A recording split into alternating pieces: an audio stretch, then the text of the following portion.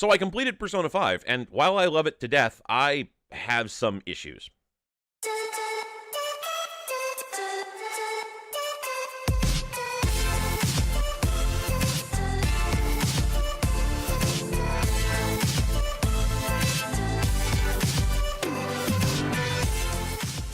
Oh, and this contains spoilers, so, you've been warned and all that. Now, full disclosure, this is going to get a little in-depth, but I'm going to do my best to keep it interesting. If you've listened to the podcast, you know what you're into here, and if you close the window now, honestly, I wouldn't blame you. For those who are sticking around, if you haven't spent a lot of time with the franchise, Shin Megami Tensei as a whole is generally pretty invested in the idea of discussing morality as a concept without really trying to levy too much judgment onto the player for feeling a specific way about their own morality. The core games in the series, with some exceptions, generally focus on a core moral framework based around the law, chaos, neutral triad, allowing the players, broadly, to side with God, Satan, or humanity, more or less, depending on which particular group makes the most convincing argument at the moment. Also, even outlier games tend to present players with moral choices that, while not as rigid as those, tend to be non-judgmental and offer equally valid acceptance of the player's choices. For an example, Nocturne presents players with several broader, more flexible philosophical options to choose from in addition to the moral standards you've come to expect. SMT4 Apocalypse offers the choice between, to really make this basic, nihilism and friendship.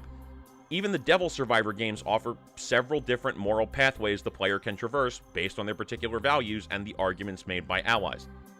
Even if we go outside of the core SMT franchise, Catherine, a game that's only tangentially related to Mega 10 as a concept, offers players the same sort of strong moral choice options the franchise is generally known for. And then there's Persona. Now, Persona is an interesting outlier in the Mega 10 universe because, frankly speaking, it tends to view morality as pretty black and white, and mostly tries to present its ideas as such, both narratively and mechanically.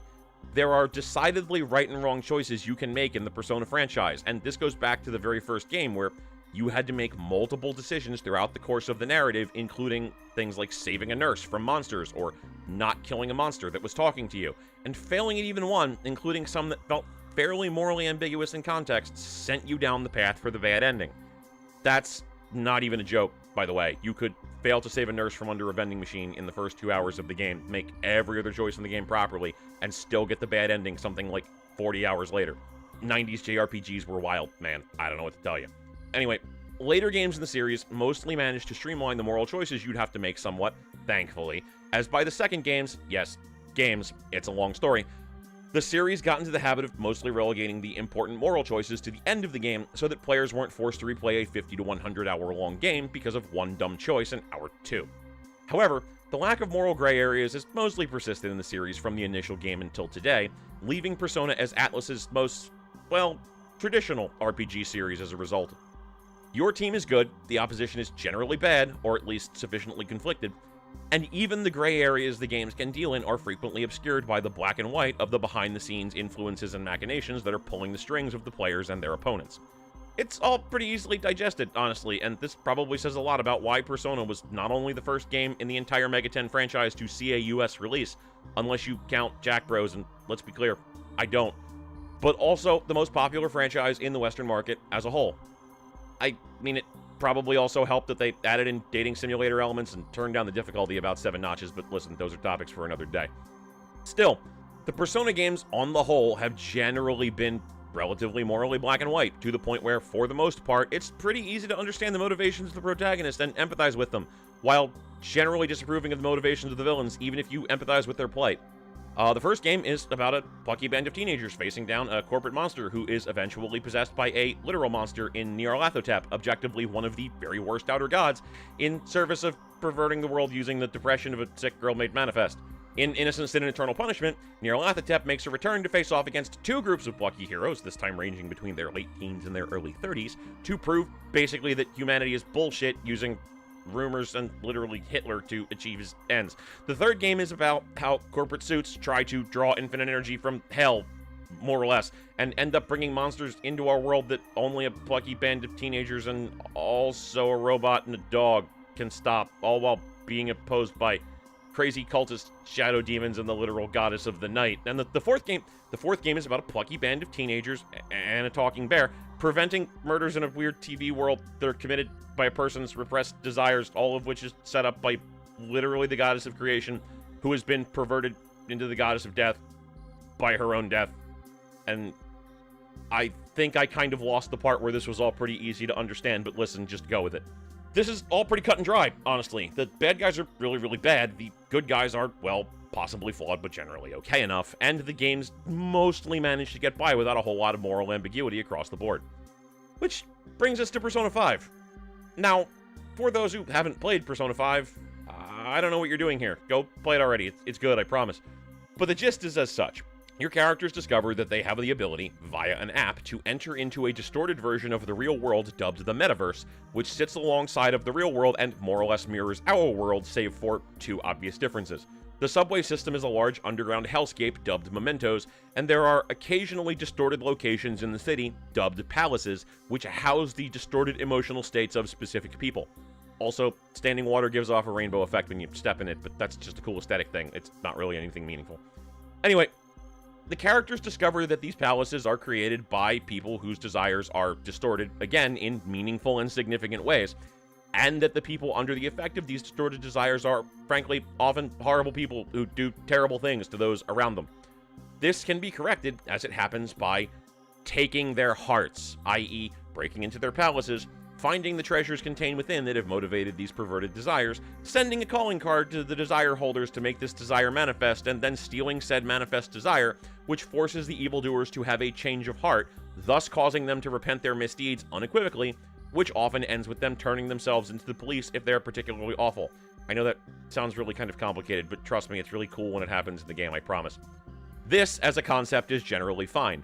Bad people do bad things, and the protagonists have to stop them before they hurt anyone else, especially since, in most cases, the next people who are going to be hurt are the protagonists themselves. As a story driver, it works, and it drives the plot forward very well. However, there's a lot more moral ambiguity to the concept of changing someone's heart than has been presented in the narratives of prior games, and there's a really interesting conversation that could be had around the morality of doing this sort of thing that one would expect an SMT title could probably do a lot with. The problem is, Persona 5 doesn't really seem interested in having that conversation. Now, let me give you an example of what I mean. There's a request that you can pick up roughly halfway through the game which presents the protagonists with a relatively simple task. A homeless guy is possibly a contract killer, and the protagonists have been asked to change his heart and stop him. I mean, that's pretty cut and dry, right? Murder be bad and all that.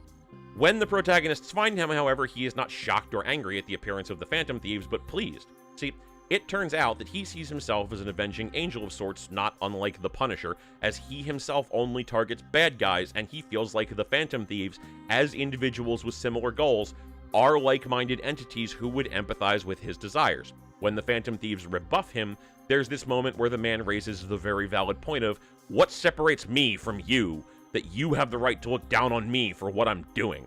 And there's a real opportunity for almost introspective sort of consideration into the motivations and goals of the Phantom Thieves that could really be helpful in establishing some of the moral framework that, even if it's not perfect, could help to really establish the moral grayness of the concept in question. Instead, the protagonists basically pull out the Batman defense of, we don't kill people, and the plot moves on from there. Now, let me be transparent morally for a second and note that I sympathize not even a small bit with the majority of the villains in Persona 5.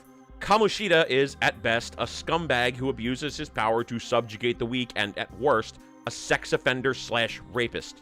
Kaneshiro is someone who was bullied by life and, when given power, opted to become the exact same sort of bully as the ones he struggled under for years. Also, his mutated form is a Hitler mustache, and that's really weird. Shido is a power-hungry sociopath who only wants power because he thinks he's the best possible leader because, well, he's a sociopath. These people are, generally speaking, beyond redemption, and by and large would almost certainly never listen to reason or stop to consider the course of their actions without the active intervention of the police or the government. And even then, they might well believe that they were the ones being victimized even if that were to happen. Even those who don't have actual palaces are often cruel and disgusting, whether they're blackmailing others for money, actively trying to sabotage life-saving medicines, or trying to manipulate their children into having the lives they never had. And they don't exactly come across as particularly sympathetic. The issue isn't that these people aren't fundamentally bad, as such. but rather that the game's interest in their morality sort of begins and ends with, they're bad enough to merit brainwashing because I say so, without getting into it any further than that. Oh, and let's be clear here. You are forcing them to do something that is directly against their own interests because it violates your moral values. That's pretty much brainwashing. The problem isn't that these people are awful, because they are, but that the game doesn't seem to be terribly interested in having a conversation about the gray areas that exist within its own narrative, let alone about the gray areas that exist in the possibility of having such a power in general. Now, let's be clear.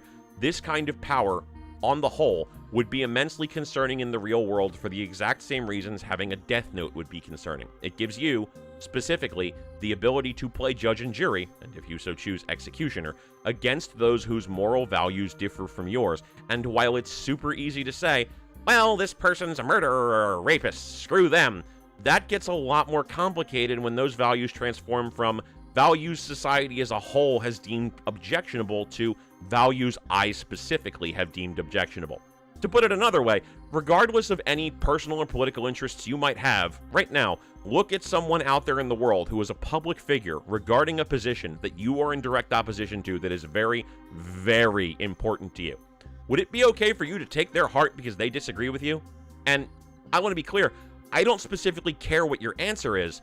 My point is simple. Regardless of your answer, at what point does it stop being okay to do that sort of thing?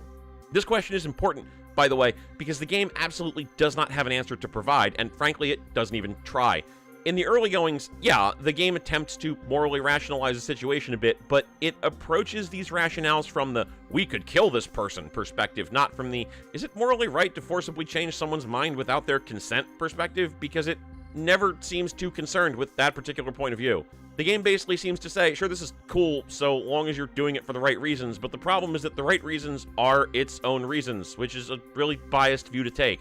Now, you could make the argument that Yaldabaoth's own efforts to directly control the minds of society as a whole act as a sort of condemnation of these actions writ large, but even then, the protagonists never actively attempt to connect their actions, well-meaning or otherwise. Put bluntly, they act as agents of rebellion against removing the free will of humanity, while having spent their time, during the game, robbing humanity of its free will, albeit one person at a time, which is an irony the game never sees fit to really comment on in any meaningful way. It's also really worth noting that, for as much as the game likes to act as if taking someone's heart is a justified action in the event that someone's desires become distorted, it's pretty selective when it comes to deciding whether or not people should have their hearts taken or should have to sort that out on their own. Take Sainijima, for example. She acts as the boss of the Casino Palace, as well as the distorted Avatar of Envy, which is all fine and well, but unlike other bosses in the game, Sai is the only palace holder who's allowed to keep her heart when the events of the dungeon are concluded. Now, let's be clear. If her palace is to be believed, Sai has fabricated evidence and bent the rules of the legal system to put away criminals, and it's made readily apparent, both textually and subtextually, that she's cheating the system to get the results she wants. She is, pretty objectively, a bad person, and it shouldn't be an issue for the cast to rehabilitate her via taking her heart because of it. However, the cast ultimately opts not to do this thing, and while the plot-related reasons make it a sensible decision for the cast to make, what's more interesting is that all it really takes for her to break through her own distorted desires is a conversation with the protagonist, who is in jail for changing people's hearts, something she's actively been trying to bring down for most of the game. That, seems a little easy in context, doesn't it? Let's also not forget that if you follow Mishima's confidant arc through to its conclusion, that there's a sequence where the protagonist confronts Mishima's shadow in mementos because his desires have become distorted now that he has a purpose of sorts by running the fan site. However, instead of defeating Mishima's shadow desires in battle, the protagonist tells Mishima's shadow off, and this somehow resolves the situation in the real world because reasons? I mean, listen, I'm not objecting to the fact that mouthing off to Mishima's shadow somehow resolves the situation. I'm objecting to the fact that you don't actually change his heart, since actions performed in the metaverse don't directly impact the real world as such. You don't take his treasure in any capacity, unless you want to look at the metaphor of the Phantom Thieves rejecting him as taking his treasure, which I don't really think they were going for. Yet he still manages to see the light and realize that what he's been doing was ultimately wrong. Hell, even if you accept that the protagonist telling off Mishima's shadow is sufficient to help Mishima's desires correct themselves, you still didn't force the change by stealing Mishima's heart. You just tell him off and he corrects the problem himself. There's also the matter of Mika, Anne's rival in the lover's confidant route, who's basically presented as being selfish, self-serving, and manipulative, which Anne presents as being not entirely negative qualities. I mean, listen, I get that Mika's dismissive of Anne because Anne has no drive to be the best until the tail end of her confidant route. That's fine. But Mika also actively deceives other models to ensure that she can be the best through lying and manipulation, which is actively stealing paying jobs and exposure from those people. She is not better than many of the same people you fix in Mementos, but because Anne finds these traits admirable, what, she gets a pass? It's almost as if the morality of the game is fickle and subjective, determinant on the whims of the protagonists, who are also the ones deciding who gets their hearts stolen. Wow, that'd really be an interesting consideration for the game to address as a lesson to learn about how no one should probably have the power to do this sort of thing, because humans aren't really equipped to levy that sort of judgment, instead of having the characters learn the lesson that hubris was the problem after all. Now look, at the end of the day, I want to be crystal clear. I love Persona 5 a lot, and it's easily my favorite game of this year, even if, as one of my friends noted, it has a distinct absence of Dragon Dongs. But I do think it's worth considering this concept, if only because I don't think Atlus thought as much about this as they probably should have. To come back to a point I made earlier, I want to compare how Persona 5 treats Goro Akechi and Masayoshi Shido with how Death Note treats Light Yagami.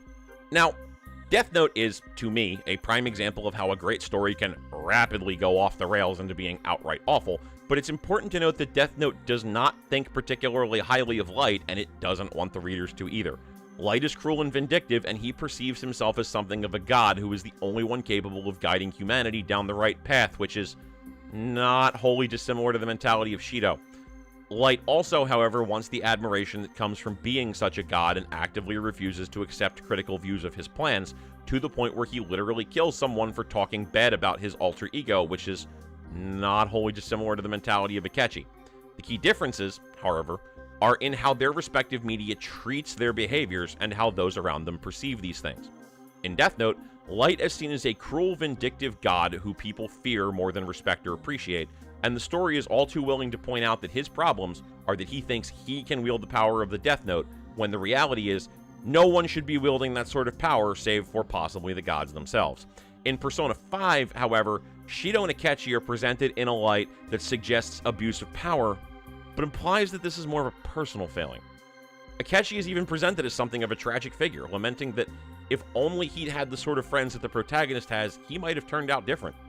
And let me be clear, this is a sad and probably very true sentiment, but it also highlights a core problem with the moral argument of this game in a nutshell. Death Note looks at its protagonist and his powers and says, this is a power no one can be trusted to have. Persona 5 looks at its protagonists and their powers and says, this is a power some people can be trusted to have, so long as you're on the morally right side of things, which also happens to be the same side that we're on. Just a thought.